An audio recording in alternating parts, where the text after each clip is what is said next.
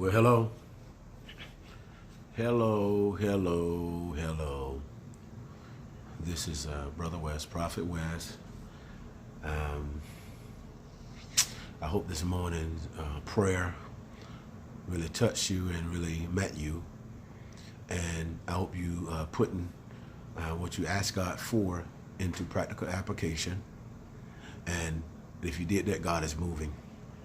God is moving. And I want to say, I do have a message, but I want to say this right here before I get into my message. And that is, stay consistent. Stay consistent. Stay consistent with God. Faith, I'll tell you what, faithfulness is faith being consistent over a long period of time. And when something is consistent over and over a period of time, it grows. It's effective. It's effective. Be consistent. Be consistent in everything you do. And this is what I want to say. This is what I want to say right here. Whenever God elevates you, whenever there's an elevation, and when you feel like God is taking you to another dimension or a new level and whatever, it's just like on a promotion with a job, you get a new car or anything of that nature. When it comes to promotion, when it comes to promotion, there's always a greater responsibility. Anytime there's a promotion or elevation, there's always a greater responsibility. And to be honest, if you pass your test and God has elevated you, you know what that means? That means you've been faithful over the last thing that God has made you a steward over. That's what that means. And responsibility means a lot to God. It does. God is responsible concerning his word. He said he sent his word out and he watches over his word and it will accomplish that will accomplish and it will not return unto him void. God's responsible and God watches over his own word. And so in like manner, if God watches over his word, then you should watch over your own words. Be careful what you say.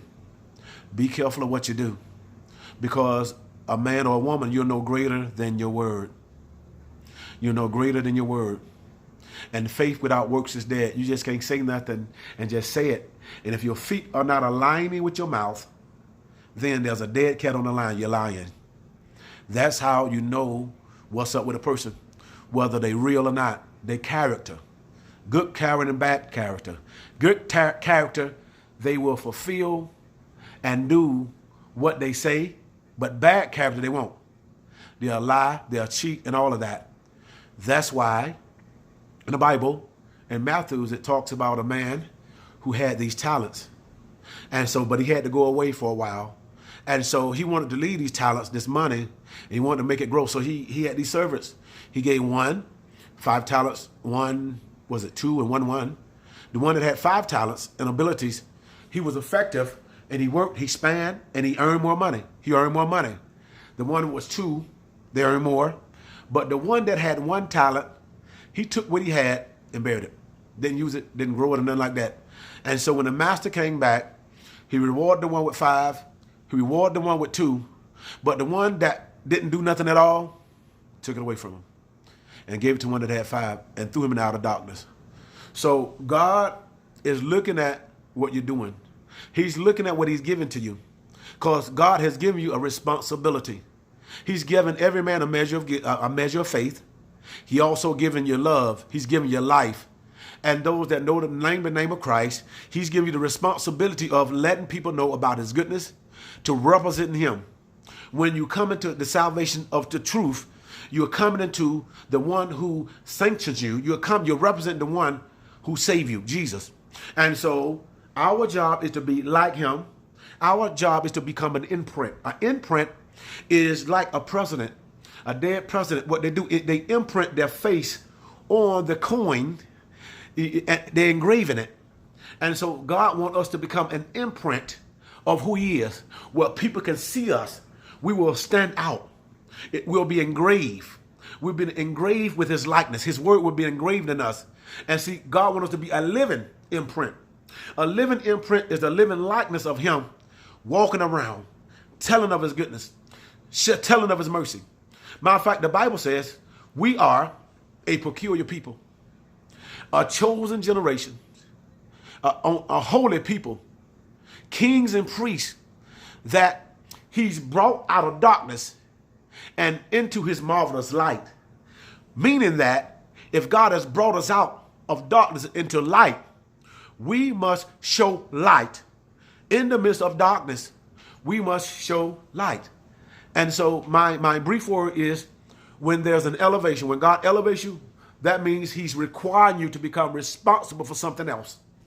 The Bible says that if you're faithful over a few things, he will then make you rule over many. And so in your faithfulness and what has given you, and so remember this, now that God has given you a greater responsibility, you can't act and think and respond like you did before at your next level. You can't talk to people like you once did before. You can't think like you once did before, because it's different. Because see, God was preparing you in your trouble and in your wilderness. He was there to shake off everything that would not go where he's calling you to. People, situation. Like I said, this is a season and hour of separation. God is separating things. Just like when Jacob wrestled with that angel, he got blessed, but there's a few things a few things that happened. When he touched his thigh, pain came and separation came. So in your separation, there's going to come pain. But in your pain, it's going to let you know that you've been with God. But also in him touching your thigh, that pain and that separation, he's going to change the way you walk. That's what he did with Jacob. Jacob walked changed. The way he talked changed. The way he talked to people changed. The way he lived changed. The way he carried himself changed. Because he was an ambassador of the one that had an encounter with him. Hope this makes sense. Have a good morning, and God bless you.